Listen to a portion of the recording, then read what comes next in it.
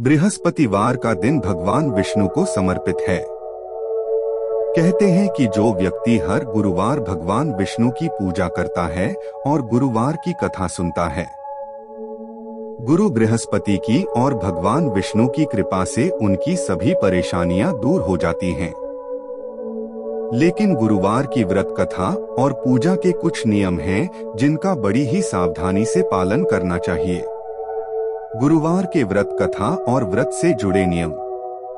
गुरुवार व्रत पूजा कथा में कई ऐसी बातें बताई गई हैं जिन्हें मनुष्य को ध्यान पूर्वक अपनाना चाहिए। कहते हैं जो व्यक्ति श्रद्धा भाव से गुरुवार को भगवान विष्णु की पूजा करता है और गुरुवार व्रत की कथा कहता और सुनता है, उसकी गरीबी और कष्ट को भगवान विष्णु दूर कर देते हैं। जीवन में सुख समृद्धि के लिए गुरुवार के दिन आप भी इस गुरुवार व्रत कथा को सुने या पढ़े। सूर्योदय से पहले उठकर करें स्नान। बृहस्पतिवार के दिन सूर्योदय से पहले ही उठें और नित्य कर्म से निवृत्त होकर पीले रंग के वस्त्र पहने। इसके बाद पूरे घर में गंगाजल छिड़के। इसके बाद पूजा घर में श्रीहरि विष्णु की मूर्ति या चित्र स्थापित करें। फिर पीले रंग के गंध पुष्प और अक्षत चढ़ाएं। इसके बाद चना गुड़ और मुनक्का चढ़ाकर विधि विधान से पूजन शुरू करें। इसके बाद धर्मशास्त्रार्थ तत्वज्ञ ज्ञान विज्ञान पारग विविधार्थ राचिंत्य देवाचार्य नमोस्तुते मंत्र का जप करें। इसके बाद व्रत की कथा पढ़े। कथा पढ़ने के बाद केले के पेड़ में जल चढ़ाएं। मंत्रोच्चार के बाद बृहस्पतिवार व्रत की कथा आइए सुनते हैं। अथ श्री बृहस्पतिवार व्रत कथा। एक दिन राजा दुखी होकर जंगल में एक पेड़ के नीचे आसन जमाकर बैठ गया। वह अपनी दशा को याद करके व्याकुल होने लगा। बृहस्पतिवार का दिन था। एकाएक उसने देखा कि निर्जन वन में एक साधु प्रकट हुए। वह साधु वेश में स्वयं बृहस्पति देवता थे। लकड़हारे के सामने आकर बोले, हे लकड़हारे, इस सुनसान जंगल में तू चिंता मग्न क्यों बैठा है? लकड़हारे ने दोनों हाथ जोड़कर प्रणाम किया और उत्तर दिया, महात्मा जी, आप सब कुछ जानते हैं, मैं क्या कहूँ। अब तुम चिंता को दूर करके मेरे कहने पर चलो तो तुम्हारे सब कष्ट दूर हो जाएंगे और भगवान पहले से भी अधिक संपत्ति देंगे। तुम बृहस्पति के दिन कथा किया करो। 2 पैसे के चने मुनक्का लाकर उसका प्रसाद बनाओ और शुद्ध जल से लोटे में शक्कर मिलाकर अमृत तैयार करो। कथा के पश्चात अपने सारे परिवार और सुनने वाले प्रेमियों में अमृत व प्रसाद बांटकर आप भी ग्रहण करो। ऐसा करने से भगवान तुम्हारी सब मनोकामनाएं पूरी करेंगे। साधु के ऐसे वचन सुनकर लकड़हारा बोला, हे प्रभु, मुझे लकड़ी बेचकर इतना पैसा नहीं मिलता जिससे भोजन के उपरांत कुछ बचा सकूं। मैंने रात्रि में अपनी स्त्री को व्याकुल देखा है।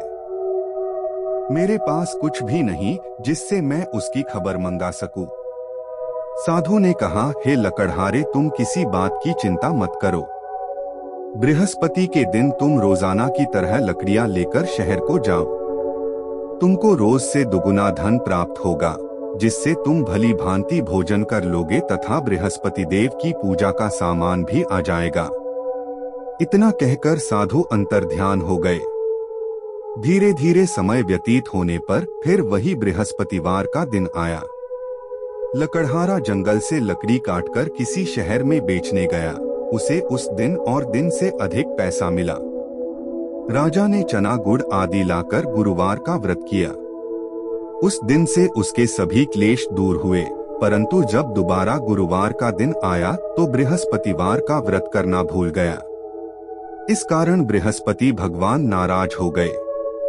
उस दिन उस नगर के राजा ने विशाल यज्ञ का आयोजन किया तथा शहर में यह घोषणा करा दी कि कोई भी मनुष्य अपने घर में भोजन न बनावे, न आग जलावे, समस्त जनता मेरे यहाँ भोजन करने आवे। इस आज्ञा को जो न मानेगा उसे फांसी की सजा दी जाएगी। इस तरह की घोषणा संपूर्ण नगर में करवा दी गई। राजा की आज्ञानुसार शहर के सभी लोग भोजन करने गए। लेकिन लकड़हारा कुछ देर से पहुंचा, इसलिए राजा उसको अपने साथ घर लिवा ले गए और ले जाकर भोजन करा रहे थे तो रानी की दृष्टि उस खूंटी पर पड़ी जिस पर उसका हार लटका हुआ था। वह वहां पर दिखाई नहीं दिया। रानी ने निश्चय किया कि मेरा हार इस मनुष्य ने चुरा लिया है।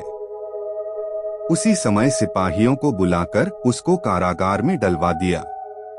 जब लकड़हारा कारागार में पड़ गया और बहुत दुखी होकर विचार करने लगा कि न जाने कौन से पूर्व जन्म के कर्म से मुझे यह दुख प्राप्त हुआ है, और उसी साधु को याद करने लगा जो कि जंगल में मिला था। उसी समय तत्काल बृहस्पति देव साधु के रूप में प्रकट हुए और उसकी दशा को देखकर कहने लगे, अरे मूर्ख, तूने बृहस्पति देव की कथा नहीं करी, इस कारण तुझे दुख प्राप्त हुआ है। अब चिंता मत कर, बृहस्पतिवार के दिन कारागार के दरवाजे पर 4 पैसे पड़े मिलेंगे।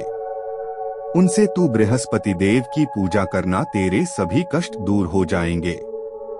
बृहस्पति के दिन उसे 4 पैसे मिले।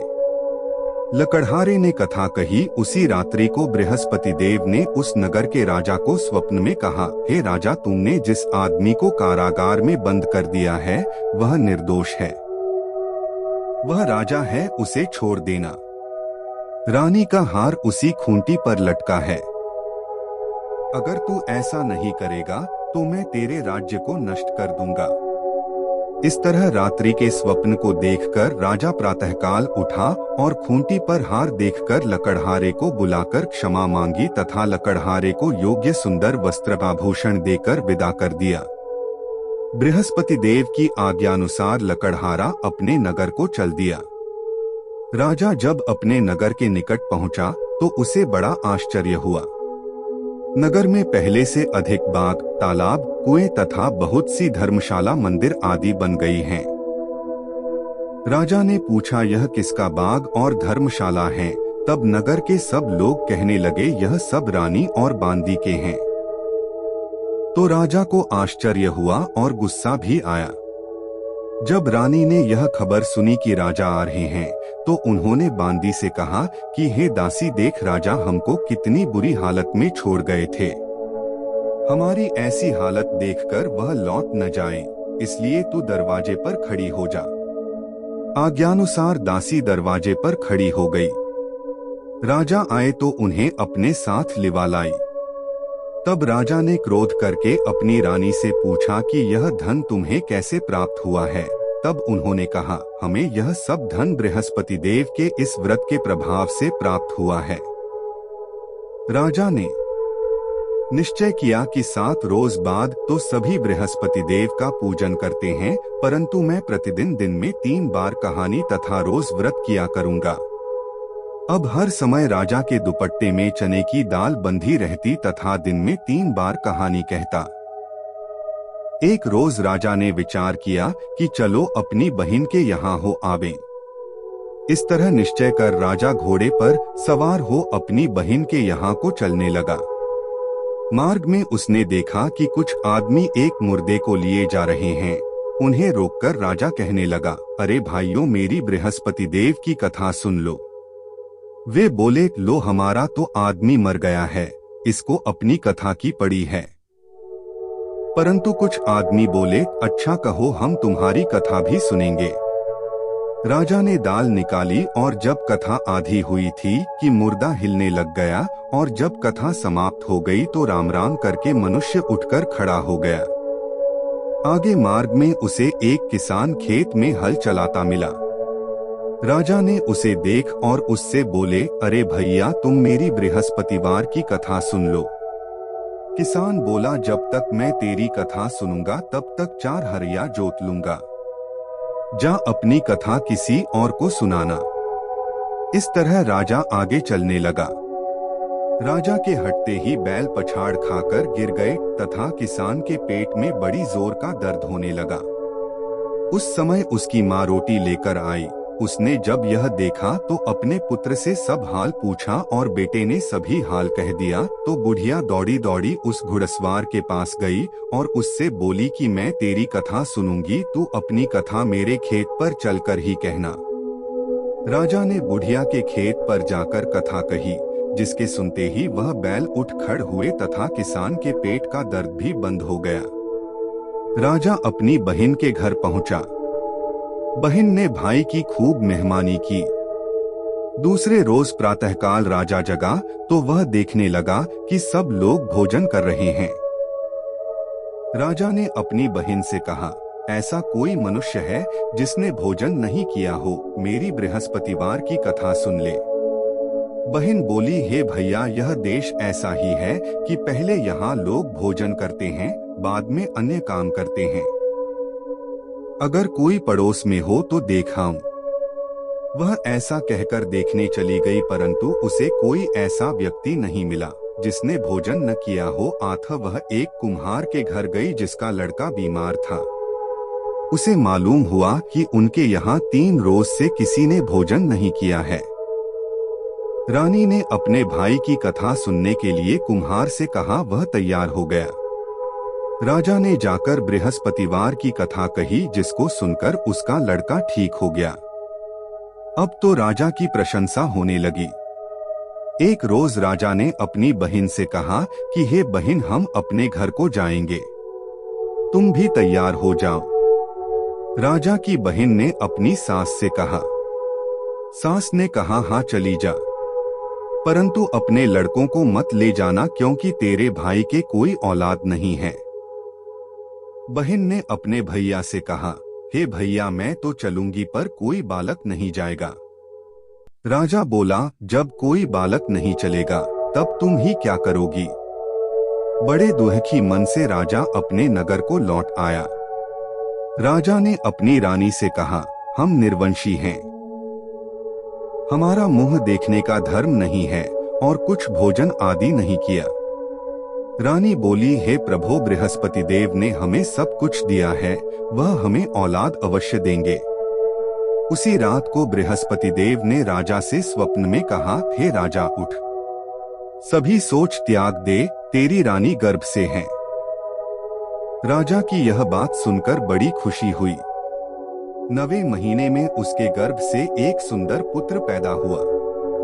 तब राजा बोला, हे रानी, स्त्री बिना भोजन के रह सकती है, पर बिना कहे नहीं रह सकती।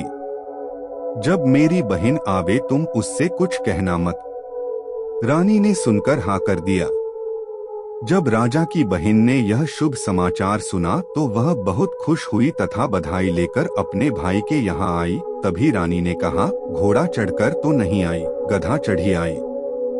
राजा की बहन बोली, भाभी, मैं इस प्रकार न कहती तो तुम्हें औलाद कैसे मिलती।